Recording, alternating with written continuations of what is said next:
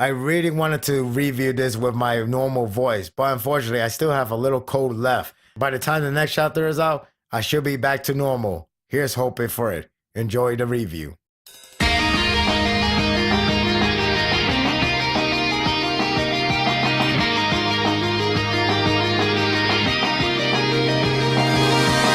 A long time ago, I wanted to see Akaza get annihilated by Tanjiro or anyone else.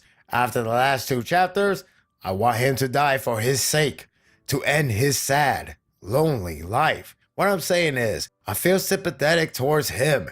He may be demon today, but his past misery lives on. This chapter was not only tragically depressing, but also added much depth to the character and the showdown. The chapter focused entirely on the backstory, and thankfully so. The sudden death between Akaza and Giyu can't wait for this would add more weight to it. It could have remained as a simple good versus evil context, but there's more to earn than simply job well done. Hakuji lost his father, but a second life was granted with a new home. The narrative doesn't break apart from past and present, so you can grasp the full scope of the downfall. A downfall that you wish it never happened. Hakuji was so dedicated in taking care of Koyuki, Keizo's daughter. The amount of time and work is brutal, but he was the best boy to fill in the role. He nursed his father and never thought about having fun. It is work, work, and more work. It is nice of him to take care of someone, yet it is also sad at a young age. He has no sense of play or freedom. Koyuki insisted for him to go and enjoy the firework, in which he replied that he will go with her. He's unaware of his words since it felt rather romantic, hence her sobbing and him feeling bad when she cries. This easily won me over on the pairing. It was charming and sweet. There's an explanation behind Keizo's dojo and why couldn't he get any student. It was owned by an old man who didn't have any hair at the time. He was saved by Keizo from bandits, and because he was impressed with Soryu style display, he decided to honor him, the land, and the dojo. The main issue is, Keizo was a random fellow that practically came at a right time, and a dojo nearby didn't like it at all. He was harassed, and because of it, he couldn't get anyone. It's like the real world. Accusation and hate can damage an innocent reputation. This did upset me, but nothing in compare later on. Even with the hate, Hakuji was saved by training and nursing. All the hard work begins to pay off. With Koyuki now able to live normally, his life was beginning to turn around. When he was honored to be Keizo's successor to the dojo, the real surprise, and more importantly, Koyuki has fallen in love with him. I had a feeling that they were lovers, but I'll be lying if I didn't find it adorable. Watching those two making eye contact with shyness felt heartwarming. This was the second light his father told him about. Everything was earned, and so shall he accept it. The family smiles, and life was going to be wonderful. Now here comes the fall. Life was turning around for Hakuji. He paid one last respect to his father's grave before the wedding. Once he arrived, the light begins to blink. I was aching when he was beginning to panic. The news diminished the light that brightened over him. Keizo and Koyuki were killed by poison. It was their neighbor dojo that set them up, all because they weren't man enough to challenge. Pathetic piece of craps. This did surprise me because I was expecting a demon to kill Hakuji's loved ones. Instead, it was sorry for excuse human.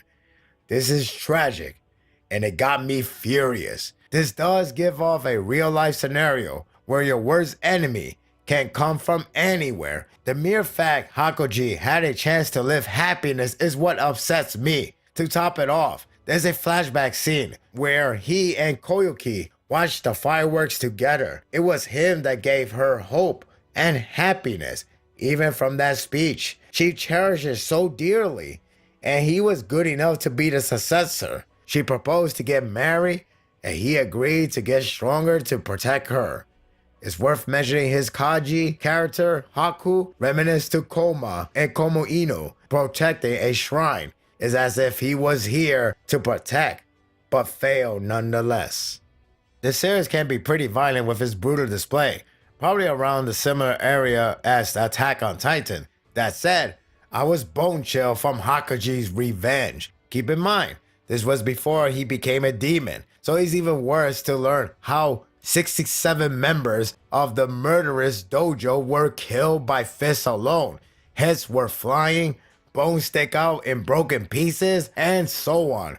It's seriously brutal. Sure to deserve it, no doubt, but my god, the maid was traumatized for life and no one could believe the story.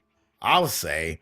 Speaking of brutality, Muzan arrived to find bloody mess Hakuji. Hakuji tried to punch him, but he was too fast.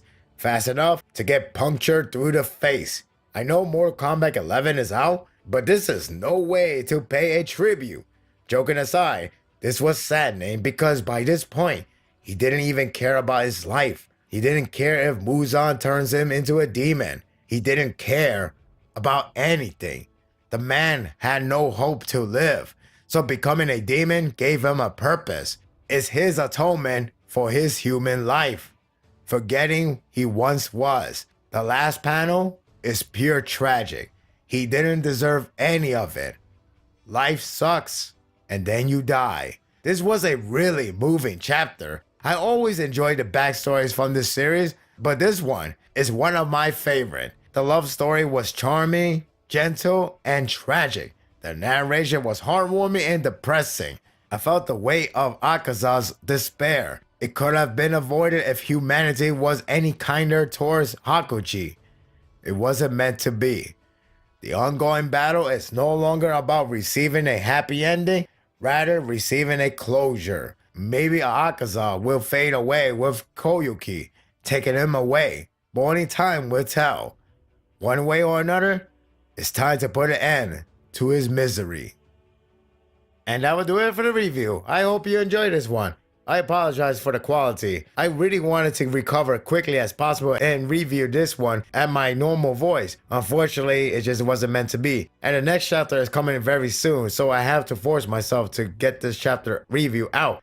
I hope when the chapter does come, I will be at my best condition. What do you think of this chapter? Share your thoughts in the comment section. If you like this and want more of this, subscribe to my channel, and my world will be yours to stay. Until next time, take care.